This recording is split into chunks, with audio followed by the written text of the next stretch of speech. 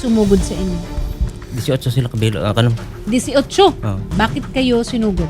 Kasi yung una niyan, ma'am, yung isang kagawad na sibilya, Mm.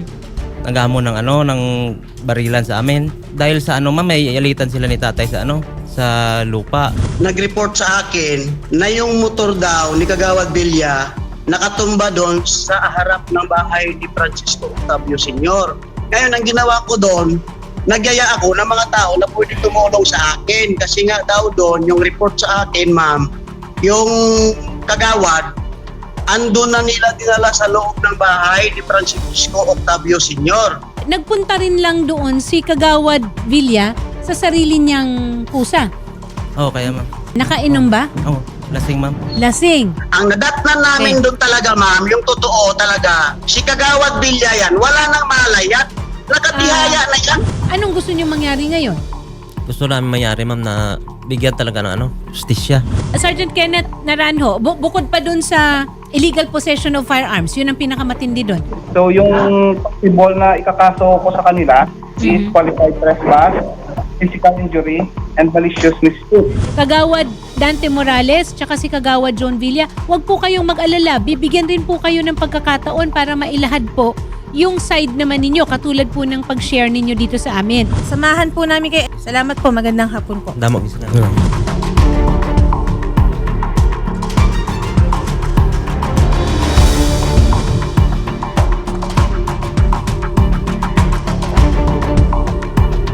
Sir, kamusta na ba ngayon after nyong maere po sa programa ni Idol Rafi sa Wanted sa radyo?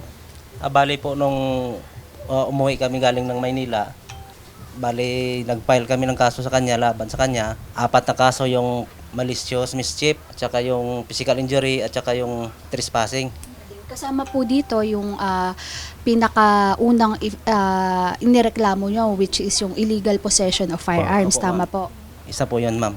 Ito yung pinakabahay kung saan po pinasok kayo ni Kagawad Joan Villa. Tama po ba? Opo, ma'am, ito yung bahay ng tatay. Sir, pwede nyo balikan natin yung December 31 ng gabi, kung saan, ng madaling araw, kung saan po ay sinugod kayo dito ng lasing itong inirereklamo nyong kagawad. Opo, ma'am, lasing siya nung sumugo dito, may dala siyang baril. Yung una niyang attempt sa akin, sabi niya, ano gusto nyo, magbarilan tayo. At saka hindi ko siya, ma'am, hindi ko siya pinansin. Pumunta ko kay kapitan at umingi po ako ng tulong, ng responde. Baka sabi ko sa isip ko na may masama siyang balak sa amin. Kaya pumunta ko kay kapitan.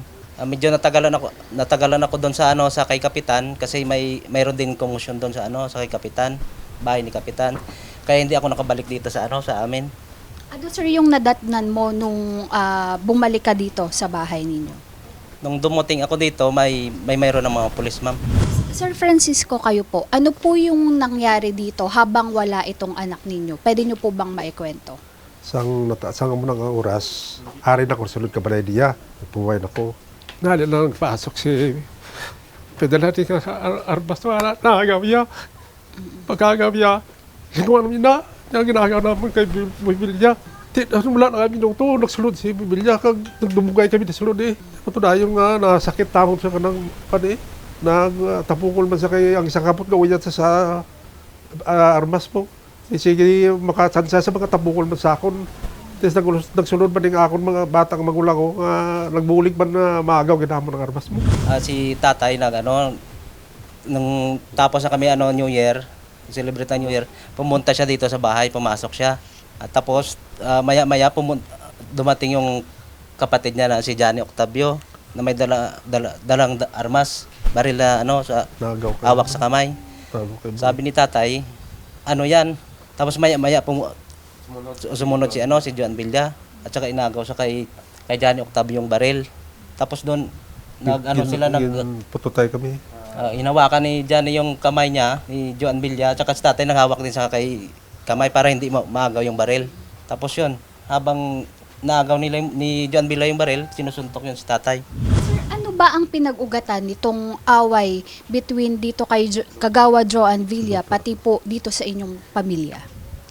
Sa yung umpisa nito, ma'am, yung sa lupa yan yung na pinatayuan nila ng bahay.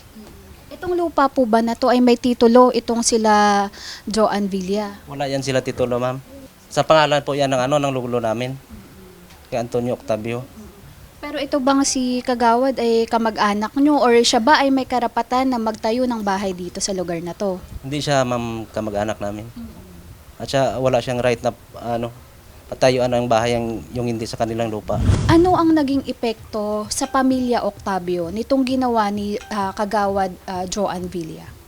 Sobra talaga yung ginawa niya, ma'am. Grabe talaga. Malaki talaga epekto sa amin. Hindi kami nakapaghanap buhay. Ilang buwan, ito yung bahay, hindi namin si tatay hindi nakatira dito ng 2 buwan kasi sira. Grabe itong dinala niya na sinira yan talaga yung New Year namin. Kayo sir, ano ang naging epekto sa inyo personally noong ginawa sa inyo ni Kagawad Villa? Panako mo, basi ko ang ilang daan mga ditret sa amon, mamatay ka sila. Amo, kulbat kami. Bali, binabantaan siya, ma'am, na patayin. May maraming ditret na na natanggap sa amin. So hanggang ngayon sir, meron pa ring mga death threats or mga paghahamon na ginagawa itong Kagawad na ito? Oh, mayroon pa rin, ma'am, kasi sabi niya pag nakuha na daw namin yung lupa, may mamatay sa amin na isa. Hindi ito karaniwang ginagawa ng isang public official.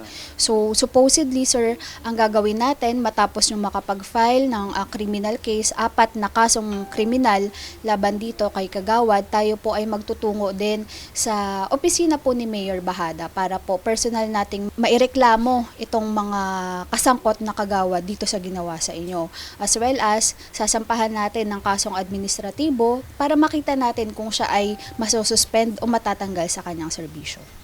Opo, ma'am, mas maganda yung kasuhan siya ng administratibo. Nagpapasalamat kami kay Idol Rapi na tinulungan niya kami sa dumating dito yung ng team Rapi Tulfo in Action. Maraming salamat po, Idol. Kay Hippie, kay Chef Villanes ng San Dionisio at saka kay Sir Kenneth Narano, maraming salamat sa sa pagtulong sa amin. Huwag kayong mag-alala sir, kaya kami nandito is para personal na makamusta itong ating mga i-file na kaso as well as matulungan din po kayo na ma-filean nga po ng administrative case itong Kagawad na ito at pati na rin yung ibang mga Kagawad na kasangkot dito sa reklamo ninyo. Ano yung unang nakita nyong sira dito sa bahay ninyo? Pinagbabato nila ng ng malalaking bato. Ito pa yung mga bato nila, oh. At yung mga basag, ito yung mga basag. Ubos to. Ito yung mga So, ito sir yung mga basag nitong jealousy ninyong bintana. Mga bato. Yung mga bato na pinaghagis nila diyan, Jami. Dito pumasok yung iba. Tapos yung iba sa kusina, sinira nila yung Oo. So sir, hindi lang isa si Kagawad nung pumunta dito, kundi marami siyang kasama, pinagbabasag tong mga bintana ninyo at ito po yung resulta. Resulta niyan, ma'am. Bali yung nagrisko sa kanya, ma'am, na sisira yung aming bahay, yung dami. May sinasabi dito, ito namang isang Kagawad na si Dante Morales, na si Kagawad Villa daw ay walang malay nung nakita niya. Ano po ba ang katotohanan nito, sir? Sinungaling sila, ma'am, kasi nung dinala siya sa ospital, lumalakad siya papunta diyan sa kalsada. Hindi siya nawalan malay. Si tatay yung nawalan ng malay, yung iniwan nila diyan, binugbog nila sa loob. Walang katotohanan na wala siyang malay kasi lumalakad siya nung dinala sa ospital. Sir, may sinasabi din dito na kayo po ay ikinulong sa loob ng bahay itong si Kagawad. Ano po ba yung katotohanan naman sa likod ng paratang na yon? Hindi yan, ma'am. Hindi yan totoo. Sinungaling yung binibintang nila sa amin. Hindi kinulong. Siya yung pumunta sa loob ng bahay namin. Siya yung naghahamon. Yung mga gamit, yung TV dyan, nang bininta na. Scrap na, yung basag-basag yung TV dyan. So sir, umabot sila hanggang dito sa kwarto dahil nga dito sila dumaan sa bintana nyo. Yung iba dyan dumaan sa kabilang kwarto para makapasok. Yung iba sa kusina dumaan. Yung iba dito sa sa mayro. Ito nga sira pa to, sa pilitan nilang binuksan to, basag-basag to yung At saka yung may butas yung butas. Bato yung hinagis nila. So kasabay ng pagbabato ng mga bintana yung sira, ayan po, may umabot dito sa bubong. Bato. At saka dito, ma'am, maraming bato nung tapos na nila Pinirsa nila yan. Pinirsa na nila para makapasok. Sir, nung naabutan mo na ganun yung sitwasyon ng bahay mo, ano yung naramdaman nyo? Wala, naiyak lang ako, ma'am, kasi tatay, walang mahal. Sige lang, sir. Matanda na rin si tatay. 64 years old eh. Pinagtulong-tulungan nila na apat. Bibigyan po ni Idol ng hustisya yan at sasamahan po namin kayo sa dapat nating puntahan para po mabigyan or mapatawan ng kahit anong parusa itong si Kagawad Joan Villa.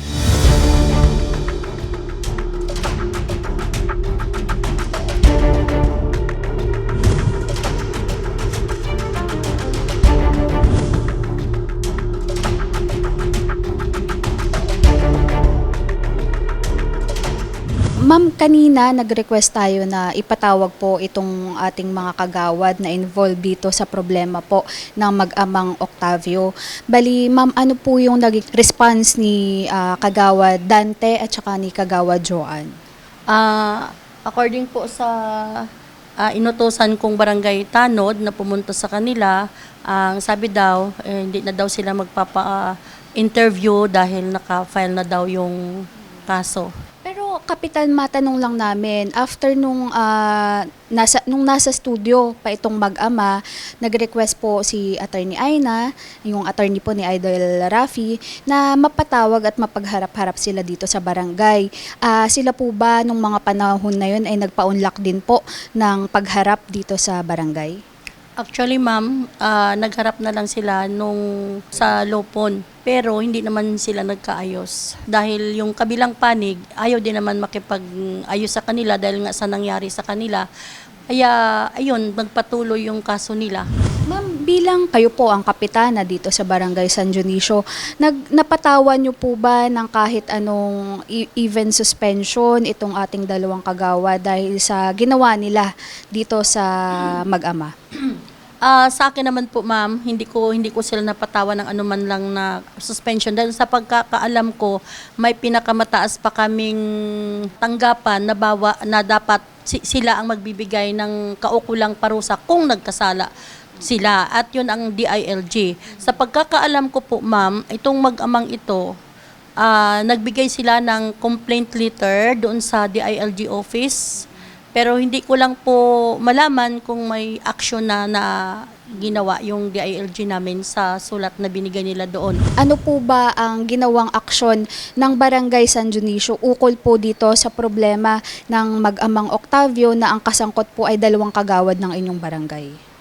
Sa akin naman po, dahil ginawa po naman namin ang lahat dito sa barangay na kung pwede sila magkaayos dito, ayusin namin. Nag-mediate din naman kami pero wala namang nangyari kaya pinauubaya ko na lang po sa DILG kung ano ang gagawin nila sa kagawad namin dito. Maraming salamat po Kapitana Josephine Arby sa ibinigay nyo ring tulong dito sa mag-ama.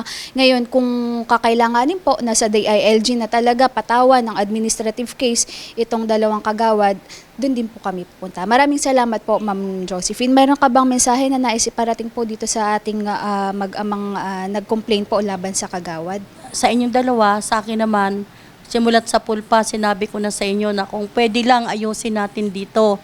Kasi nga, halos magkakamag-anak lang naman ang mga tao dito. Pero sa ginawa sa inyo, hindi naman pwede na sabihin ko na iayusin ko na lang ng ganun-ganun na lang. Nasa desisyon nila yun, ma'am. At karapatan nila yun.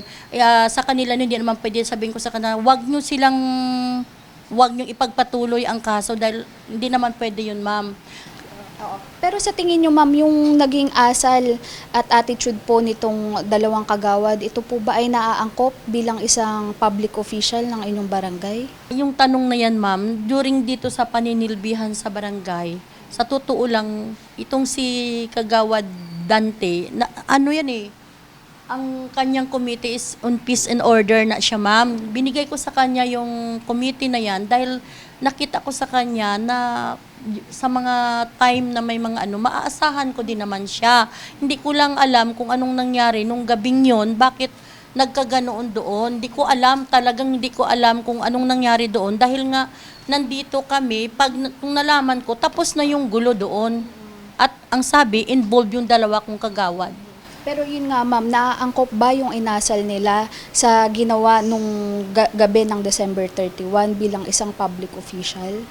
Kung kung ako ang tatanungin mo, ma'am, kung hindi ko masabi kasi nga hindi ko alam kung yung ano talagang ginawa nila doon eh. Hindi ko masabi na sila ang may kasalanan o sino dahil nagadepende yon sa nangyari doon sa lugar na yon. Wala akong masabi, ma'am, na hindi rin pwede na angkop ba, tama ba, na anuhan ko yung dalawa kong kagad. Hindi ko nga alam, ma'am, dahil wala ako doon sa nangyari nung gabing yon. Sige, Kapitan, maraming salamat po sa ibinigay nyo or in-extend nyo na assistance dito po kay Sir Octavio Jr. and Sr. Maraming salamat po, Kap.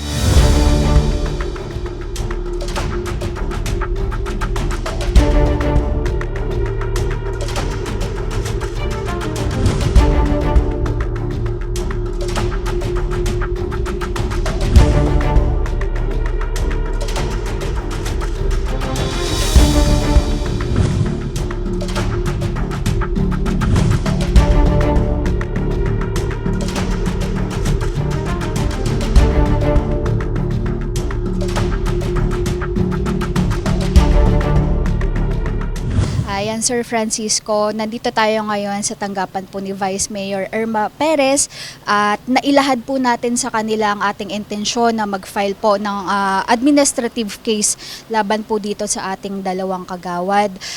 At ngayon din po, naipasa din po natin yung inyong formal complaint letter sa kanila. Ano po yung saloobin nyo ngayon, Sir? Sa ngayon, mas okay na po na nasampa na yung kasong administrative case laban sa dalawang kagawad. At saka po aasa kami na aksyonan yung nasampa namin na kaso laban sa kanila.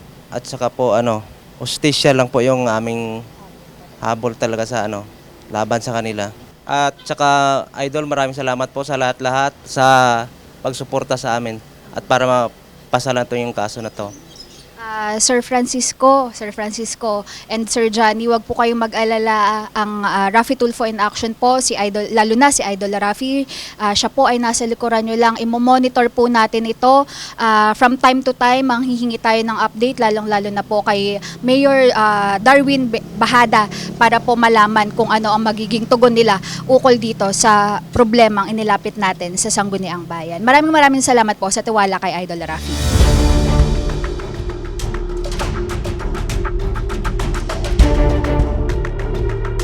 Good afternoon po, Captain Villanis. Kami po ay napunta dito mismo sa San Dionisio Municipal Police Station upang kumustahin po kung ano na po yung progress ng mga kaso o yung mga reklamo na isinampa po nitong mag-ama na si Francisco Octavio Jr. and Sr. Magandang hapon. Ang kaso ng nitong family Octavio, lahat-lahat na file na yung 3 kaso, qualified trespass to dwelling, ang malicious mischief at yung less serious physical injury.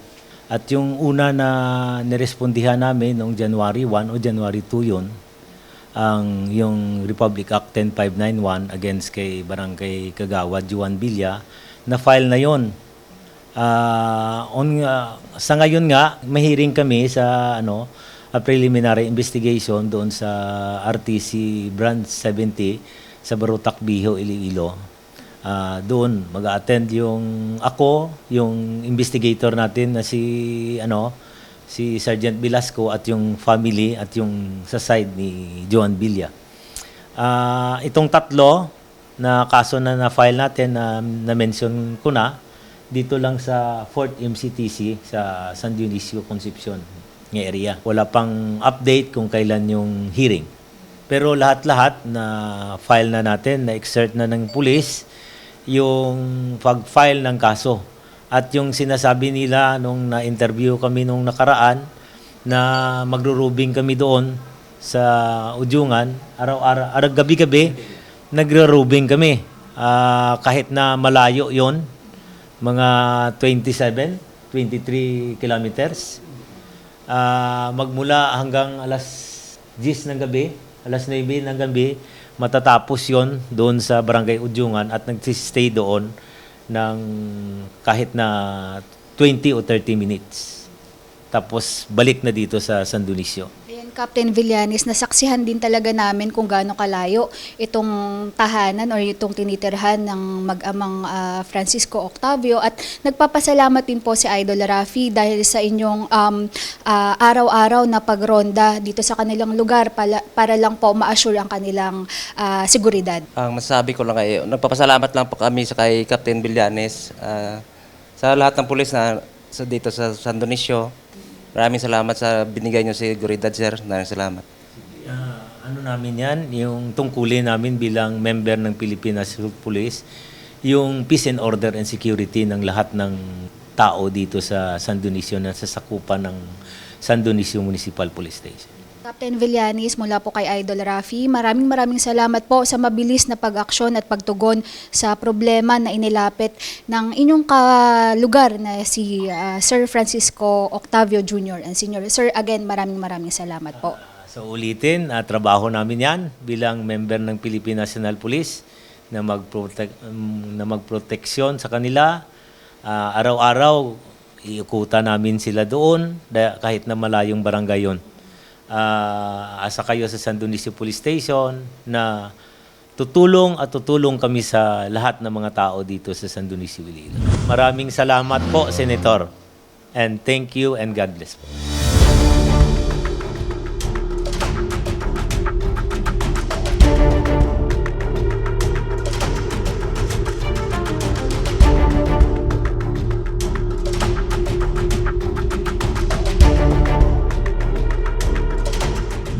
Salamat tayo doon, buligan mo kami Madamo gid nga salamat, Idol Rafi.